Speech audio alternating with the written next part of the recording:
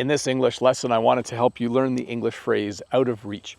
When something is out of reach, it simply means when you try to grab it, it's a little too far away. Sometimes in the kitchen, there are things on the top shelf and they are out of reach. You can't reach them.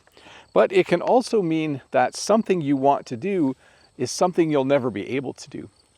I will never be Prime Minister of Canada. That is out of reach for me.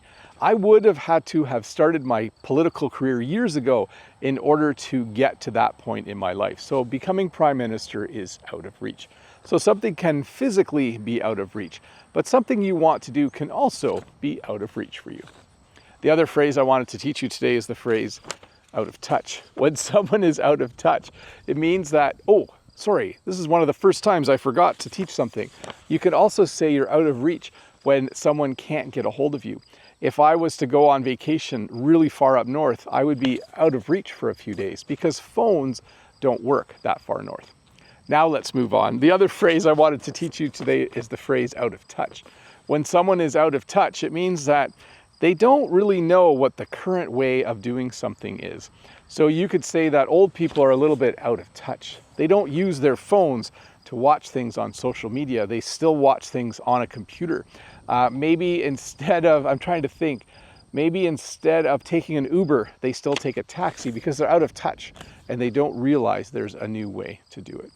So to review, when something is out of reach, it means it's hard to actually grab. When something is out of reach, it means it's something you won't be able to do. And if you go on vacation, you might be out of reach for a while. And when you're out of touch, it simply means that you don't know what's hip and cool anymore. You've just gotten too old and you don't know. But hey, let's look at a comment from a previous video. This comment is from Denny. Thanks a lot for the lesson, Bob. As you get older, you get stuck in your ways. Just as you become stiffer physically, you also become stiffer mentally and more narrow-minded unless you make a conscious effort to keep yourself flexible. That's from Viggo Mortensen, a quote from a famous actor. And my response, I'll try to stay flexible on all fronts. You know, there's some truth to that. Like you become physically quite stiff as you get older. Like it's hard to bend and touch your toes and do things like that. And mentally, you kind of get stiff as you get older. It's kind of unfortunate. It would be nice if we could stay really open-minded and not become as stubborn as we get older. And it would be nice if I go and run 5 kilometers if I could walk the next day instead of sitting for the whole day waiting to feel better. I did that a couple weeks ago, by the way, with my son, and I was very stiff the next day. I'm not sure it was a good idea. I was able to run the whole race. I got one of my worst times ever, but still, I was able to do it.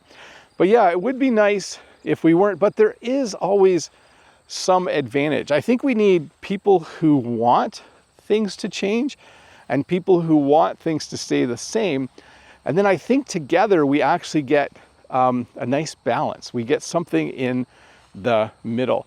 And I think that's a bit of an advantage. We don't want the new idea people to always get their way. And we don't want the stubborn, stuck in their ways people who don't want to change to always get their way. We want them to talk to each other and we want to come up with a compromise. A compromise is when people with 2 different opinions find something in the middle that they can agree on. Anyways, thanks for watching this lesson. It's about to get a little bit busy here, but I will try to keep kicking out lessons and I'll see you with another one in a couple of days. Bye.